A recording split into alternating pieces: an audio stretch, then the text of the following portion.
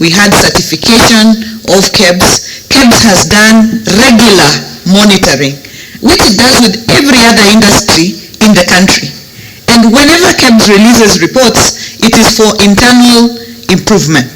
And every factory, once in a while, has a batch or a percentage. And there is a standard percentage that we have been also briefed by KEBS that sometimes does not meet the standard, but as quickly as possible, corrective action is taken, as we took in the case of the 36 bales of flour that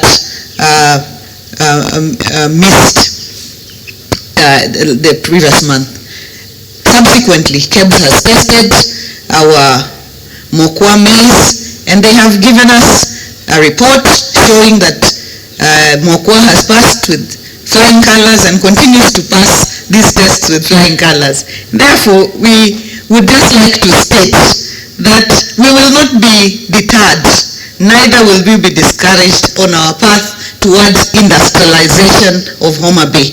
And we started with Kigoto, we will press on. We are currently in the process of registering a special economic zone in Riwa, where we hope to have several industries to provide employment to our young people and put money in the pockets of our farmers and our producers here in Homabay. So that is what we would like to state. It has been explained by the county that this maize was part of a batch that was used to test a new production system. So indeed it failed, and we have taken the steps to condemn it, and we'll soon be with the county officials to destroy that batch of 36 bales. As part of the corrective action, we required of the county to do three things. One was to ensure that the source of raw materials was within the requirements of Kenya standards, and they have done so. A subsequent sample that we took indicates that the flour currently is complying with the requirements of Kenya standards. So save for the 36, the maize plant is producing products which are safe for Kenyans. To the report we're seeing on the media, it is true. The KEBS people came, they did a report, and the report, they collected some samples, they went with them, came back with the report, it is the truth. While they were doing the mop-up, there were some maize which were not of the standard, but I refused to mill them, but I was forced to do the milling so that they cannot get the losses. And that's where the problem started from, the mop-up.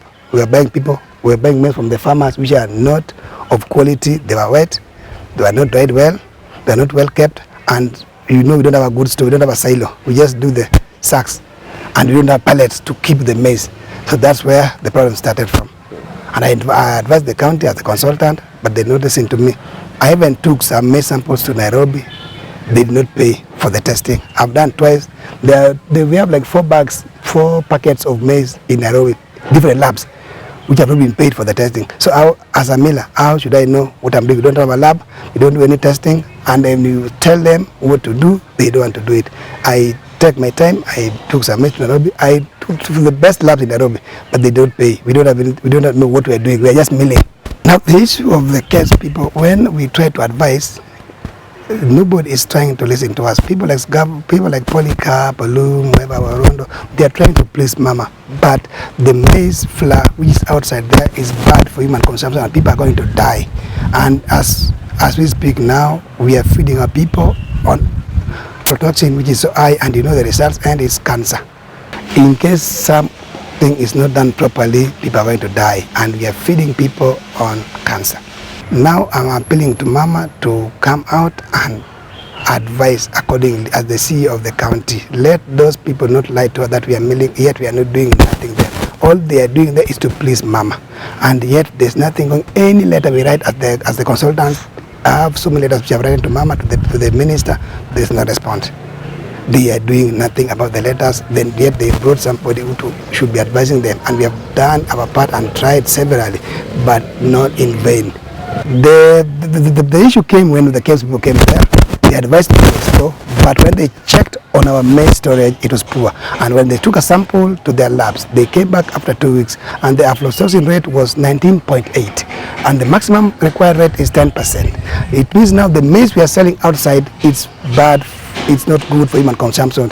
And you know, aflatoxin in human being, that is straight, we are talking about cancer. Are we now feeding our people on cancer, or we are feeding them on flour?